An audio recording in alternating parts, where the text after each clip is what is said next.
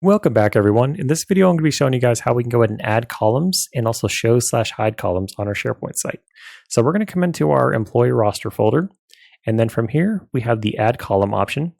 Once we click on that, we have the option to go ahead and add some different column types, but you can also click on this where it says show or hide columns, and these are some of the other columns that are hidden by default. So we can decide if you want to add them. You just simply have to add a check mark next to them, and then come down to apply, and then they'll show up on your list.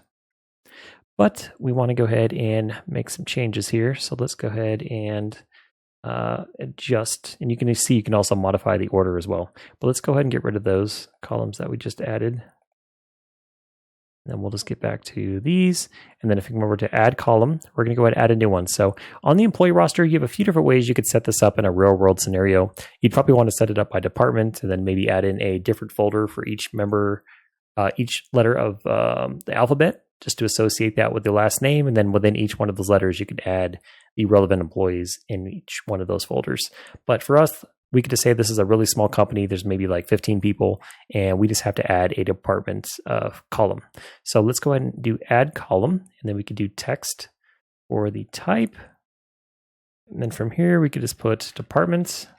You could also do a choice. So there's actually a few different ways we could do this. So if we come over to column, we could do a choice. So say there's only like 3 departments. Maybe there's IT, HR, and finance. So that's probably a better option. That way people don't fat finger it once entering the relevant department.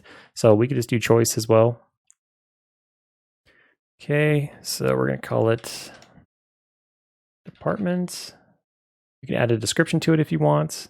And then from here, we can go ahead and change the name. So we'll do IT, HR, and then finance. And you can go ahead and allow people to add in values manually if they want to, but we're not going to do that.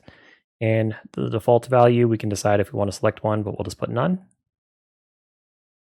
And then these are some of the other options. So you can do drop-down menu, radio buttons, allow multiple selections, require that this column contains information, or enforce unique values. And then there's also some column validation that you can add into, but that's really all we needed here. So let's go ahead and hit save. And now we have this option here. Now, if we want to go ahead and add to the department here, we have a few different ways we could do it. We can either come over to edit in grid view and then just double click on the cell. And then we have these different options that we can click on there. Or if we come over to the ellipsis and then do, there should be an edit option over here.